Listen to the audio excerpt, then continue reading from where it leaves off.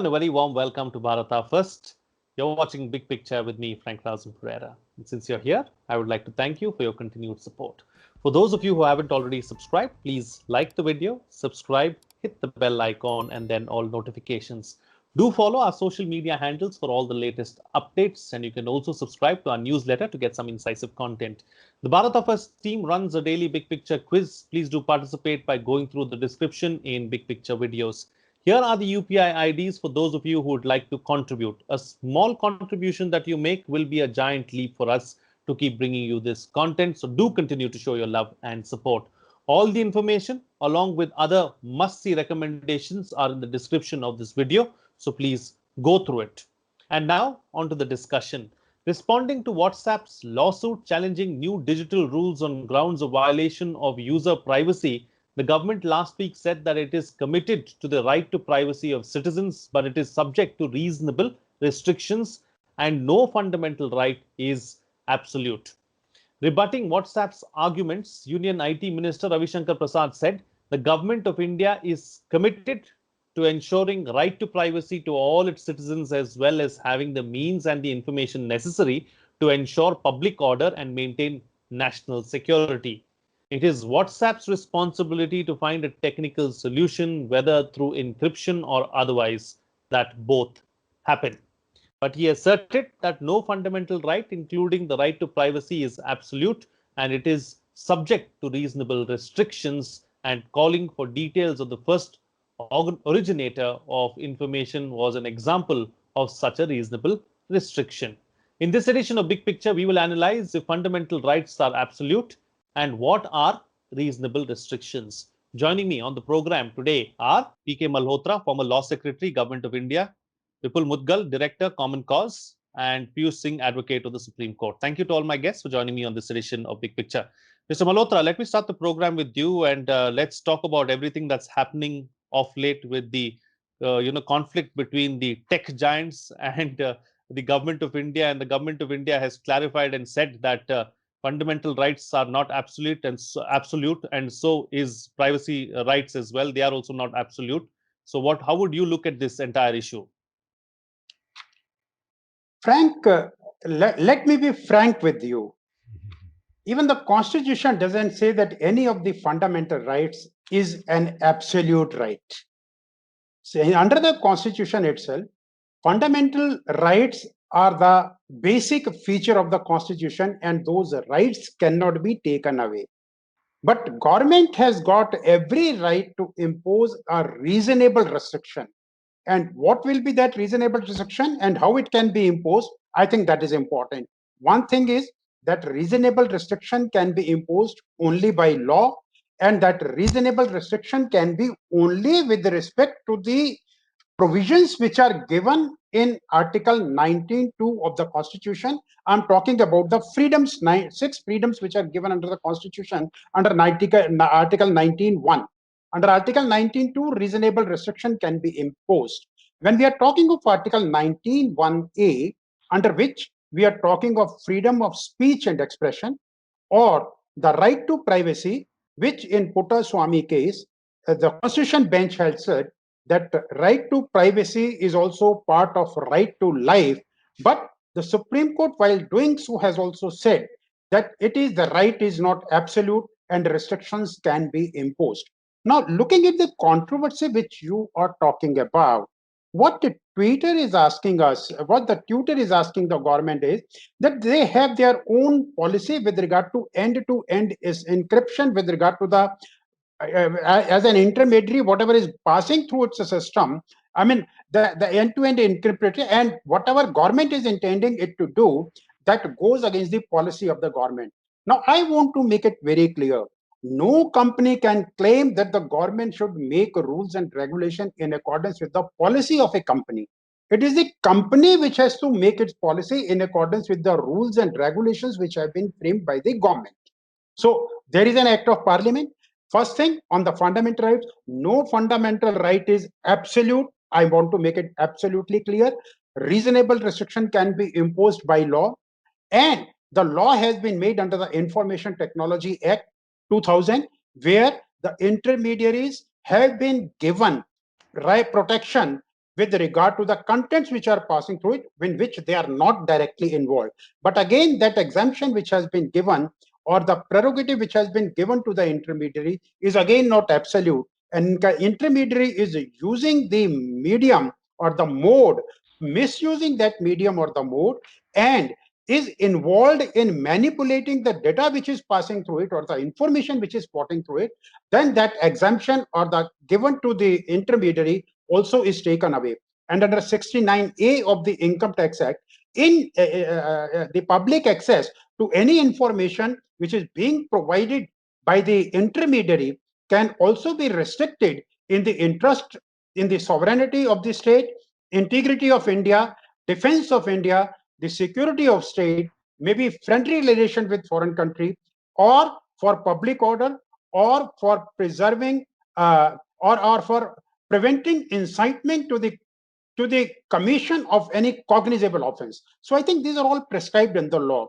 And once the intermediary guidelines, which were framed in 2021 and issued on 25th of February 21, government gave 3 months time to all these intermediaries or the social media sites to provide the information officer, the grievance officer, who can be approached in case there is a grievance with regard to any of the content which is going through that particular media. And I think all these companies, if they want to operate in this country, if they want to do business in this country, then they are bound by the law made by this country. Let me bring you in, Vipul Mudgal, and take this discussion forward. From this perspective, when you look at it, let's hear your thoughts, because this is an issue that has been going on for a while now. It's not something that has cropped up overnight. And the right to privacy, especially, many people have been saying that the government is trying to infringe on personal rights and, on the person's privacy by going ahead and doing all these things. What are your thoughts?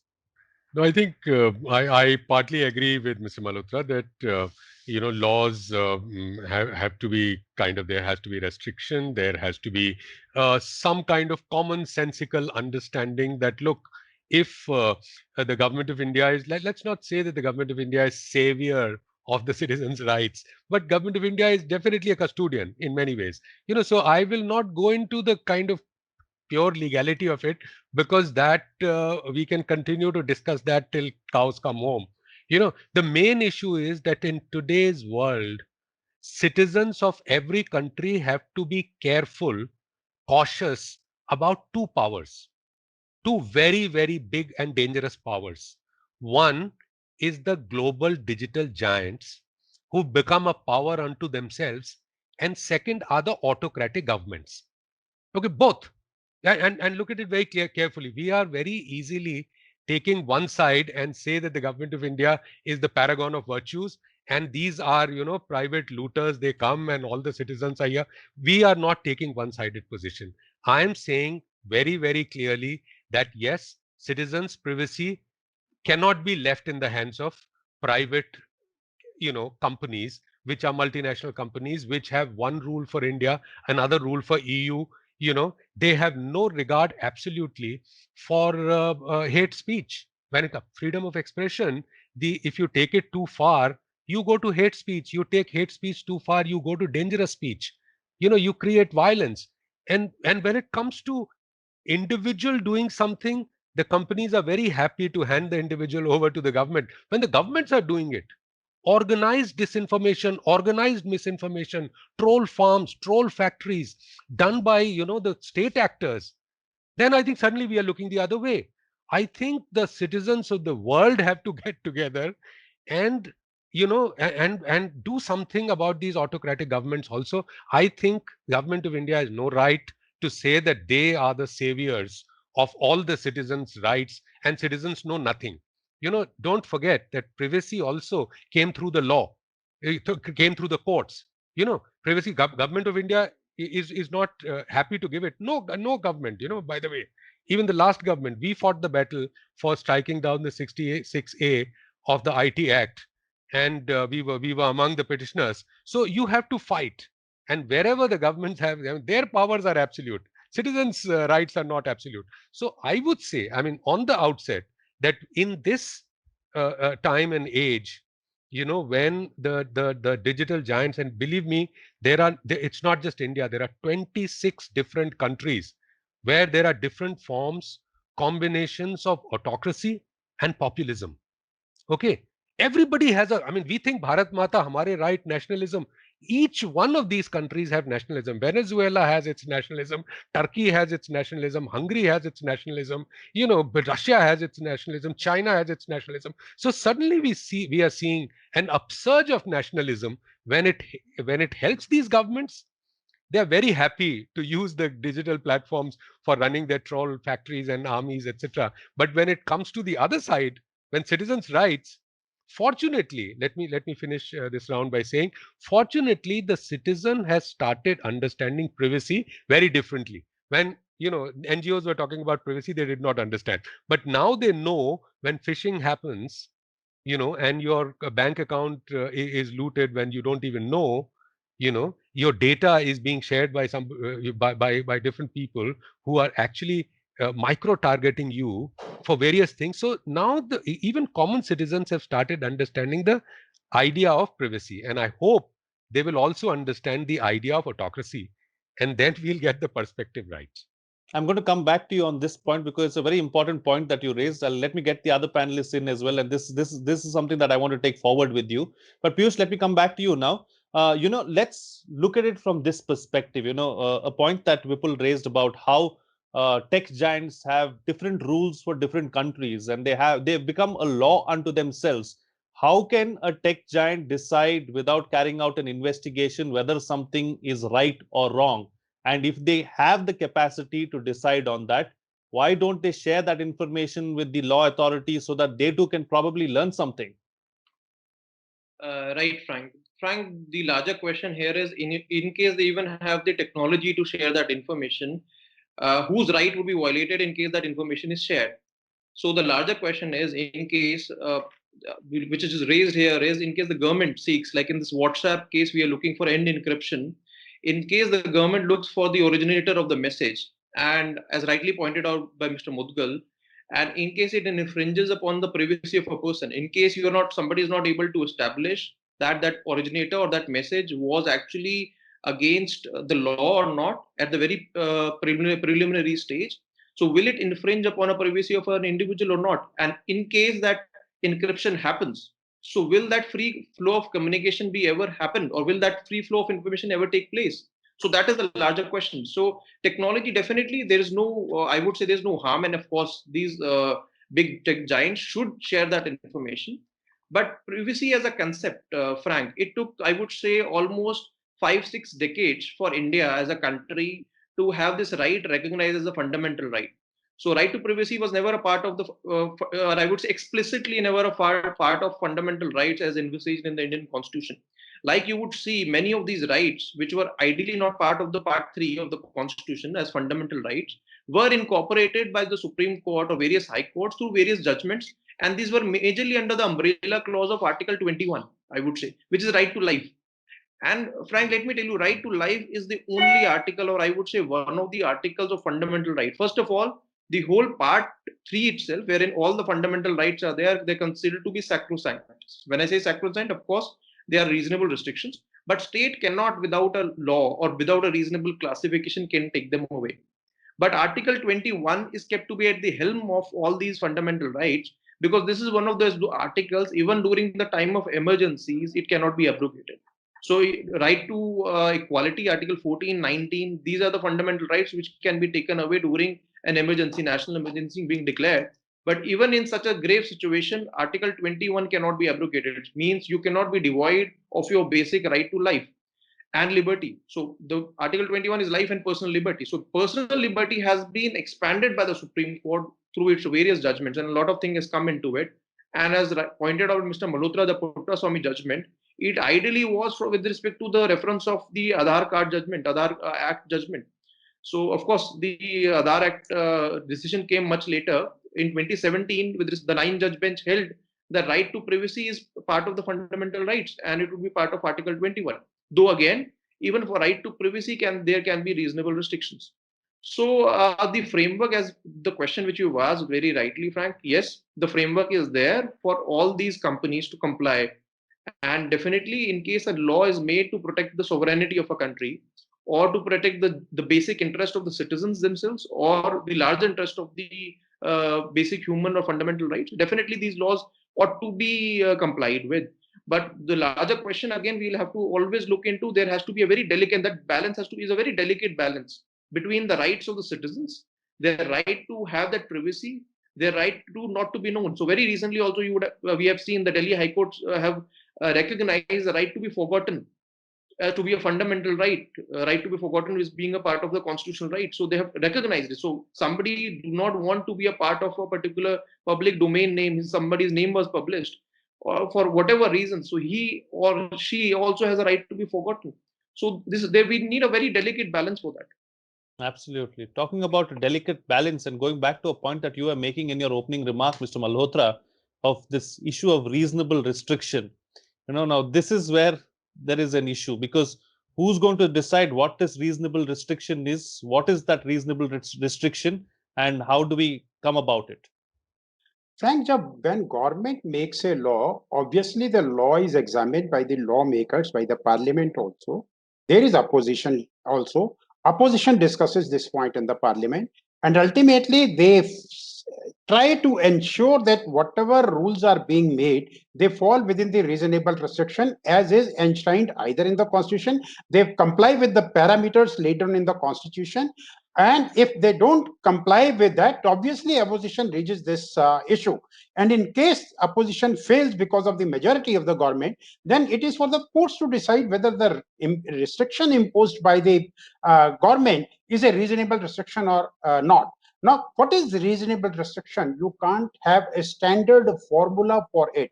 It may depend on case to case. It may depend on circumstance to circumstance. It may depend on law to law. So far as this particular case is concerned, the case which you are discussing with regard to the big tech giant who are operating in the country and earning a lot of money, if a crime is committed and an investigating agency want them to they share the information which is going through their network, I think for the purpose of investigation, they are obliged to give it. Take, for example, the tapping of telephone.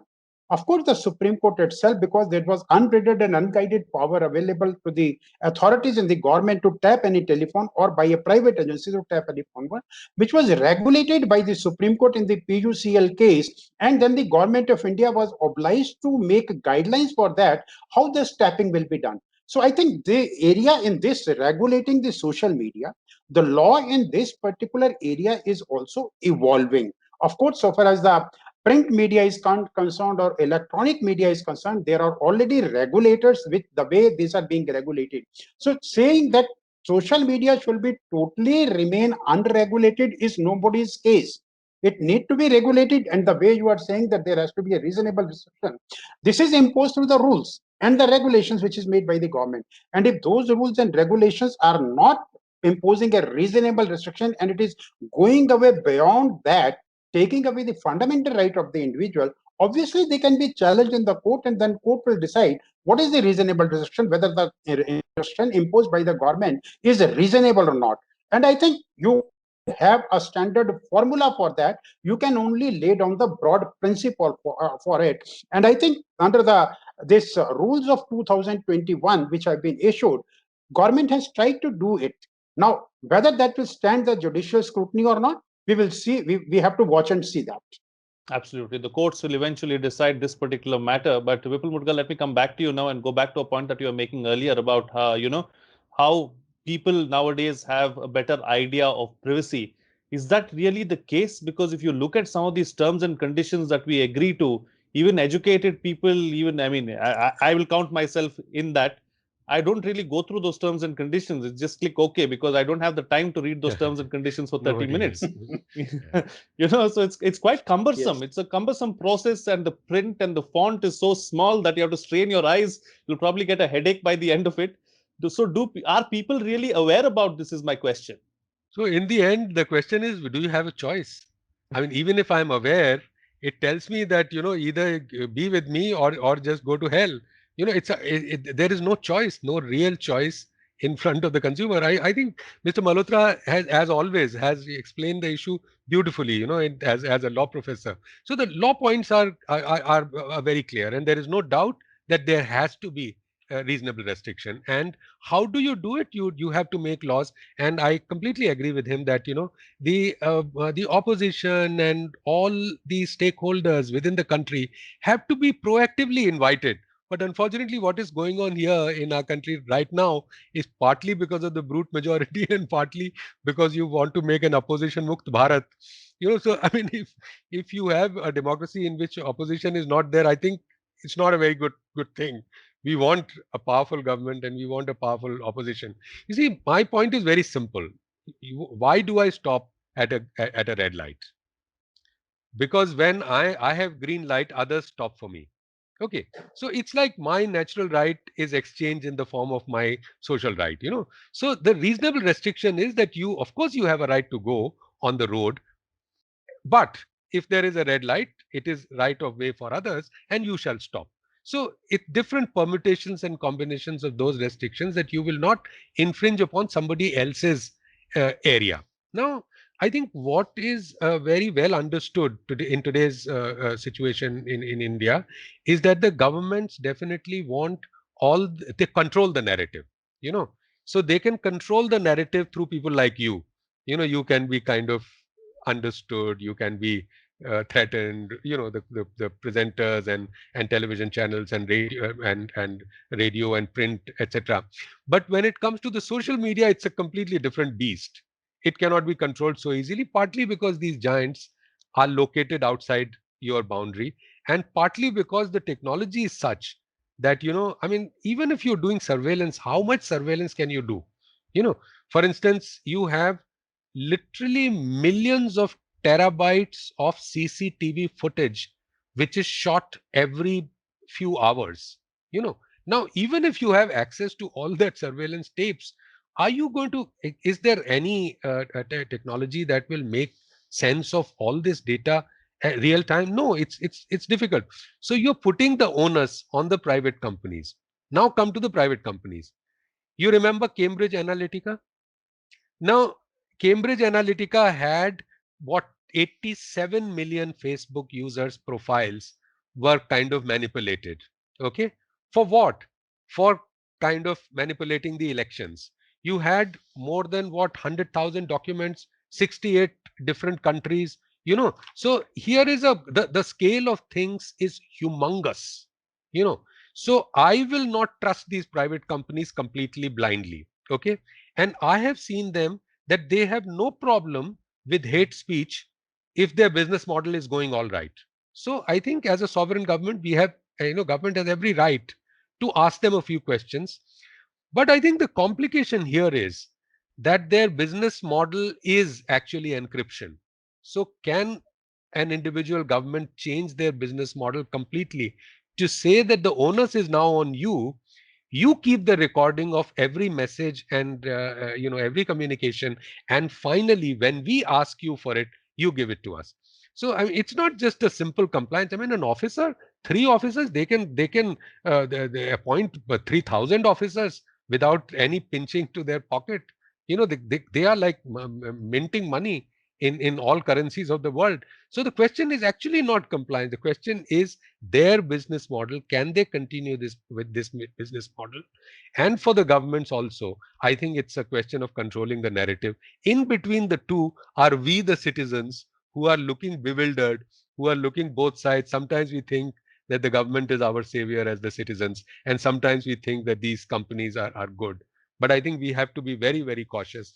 And things have to emerge from global civil society, so to say. Not just the NGOs, but the global kind of citizens, global justice movement, if I may say so, to come up with some kind of a solution. It can't be just one country. Absolutely. Absolutely. Piyush, let me take 2 points forward with you. One, of course, the business model, as just pointed out by Vipul Mudgal, how the business model itself is encryption, and how these rules go against the basic fundamentals of the business of tech giants itself. Second, them being located or, being out from outside of India, and being based out of the US and other places, does it make it a little more difficult for us to rein them in from a legal perspective also? Yes, Frank, for the number one, that it doesn't suit their business models. So when we're talking about fundamental rights, especially Article 19 to practice any trade profession, so here we're not talking about the fundamental right of these companies, but we're talking about fundamental right of the citizens. So we're talking about right to privacy, not for these companies to practice any trade or profession. Because there's another beauty of the part 3 of the Constitution, that all these fundamental rights are available to the citizens of the country, number one. So, and of course, the argument is not, these companies are not stating that it is their fundamental rights to do business is getting impacted. In fact, it was WhatsApp's argument that it is citizens' right to privacy which gets impacted. So even if we have to answer that really by bringing in such a law, their business model gets impacted, I would say it will have no implication at all, because in case the law is for the larger good, for protecting the sovereignty of the country, and also these new regulations, Frank, the new IT regulations, it has a condition that it will be, the information will be shared either by on a court order or on an order of the central or the respective state government. So I would say which is reasonably balanced. So it's not that they have to share that this information on a quarterly basis, or they have to create a database out of it, and they have to just keep that updated and have to inform. So only on those specific situations they have to share that data, which can be maybe a criminal conspiracy taking place, or maybe a larger plan. So in all those cases, when there's a court order or otherwise by a direction of the court. So the first question, if it impacts the business models, it may very well impact a company's business model, and which may not be in consonance with the company or with the country's sovereignty, but still they will have to comply with it. That would be number one. Number two, irrespective where they are based out of, Frank, now, irrespective a company where it is incorporated, when it is working into a particular jurisdiction, they have a company which is locally incorporated, number one. And also they have to comply as per we have GDPR now. So they have to comply with the local laws. They will have to apply with the standard international laws when they're complying or when they're operating in any of these jurisdictions. So irrespective, any of these tech giants are there. So even the second argument is not, is none of their arguments that we are based abroad, and that can be difficult. And neither for the governments, because government has mechanisms to curb, even if a company is based out of India, like what we have done for the famous TikTok videos. So of course, the central government, irrespective of technology or a website or an application, is not based out of India. Still, we have enough logistics to rein in such a company. All right, time to get quick closing comments now from all my panelists with the best way forward, starting first with you, Mr. Malhotra. You see, technology is moving too fast. Probably law has not been able to keep pace with the changing technology. The law has to be, because so far as our constitution is concerned, we don't call it a law. We call it a living document. And it has to be interpreted and it has to be implemented to meet the needs of the society. And I think the steps taken by the government are in that direction. But at the same time, we have to see that the problem which we are discussing today is that technology is moving definitely fast, and there are large number of this social media users in the country itself. Any strong law made in the country or enforced strictly by the country is going to affect all these users, and not only the company but all these users. That is why the companies are taking advantage of this particular situation, and they are trying to avoid compliance with the law, saying that okay, we have to take permission from our company in United States, or it is end-to-end encrypted and therefore we cannot share it. It is against the policy of the company. I think Piyush is right in saying it. Piyush is right when he says that you have to comply with the law if you are operating in this country. I think in other countries, what is happening, because they have a strong data protection law, which is lacking in our country. Time is ripe. Government has been considering about it for the last about 3 to 4 years to bring a new data protection law, which has not implemented. If a new data protection law is implemented in the country, I think that will take care of many of the concerns which are being expressed today. And we should move in that direction right now to bring a kind of confidence so that they also feel that they bring their business model in accordance with the law made by the parliament. Absolutely. Vipul Mudgal? I think we can't take a one-sided position. I agree while that there should be restriction on these people, but to say that if you have to do business here, you have to abide by law, and law is what I tell you, then there is a problem. You see, law everybody understands, but when I say that law is what I tell you today, Yesterday it was not. My interpretation of things today is law. It does not hold any water in a democratic country. I mean, you go to the court, you also do your own interpretation of law. You see, my question is, once my issue is bigger. The larger issue is that what about, there is a system of algorithm transparency. The whole world is talking about it now. So there is algorithm transparency, some form of accountability to the citizen.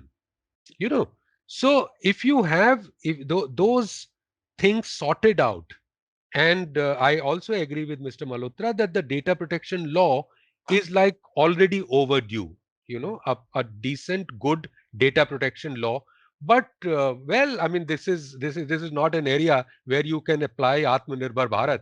This is like, it's an example of how the world is a global place, and you have to play by global rules. I would say go by kind of join the global forces which are asking for algorithm transparency, for the accountability of these companies, for strong laws against hate speech.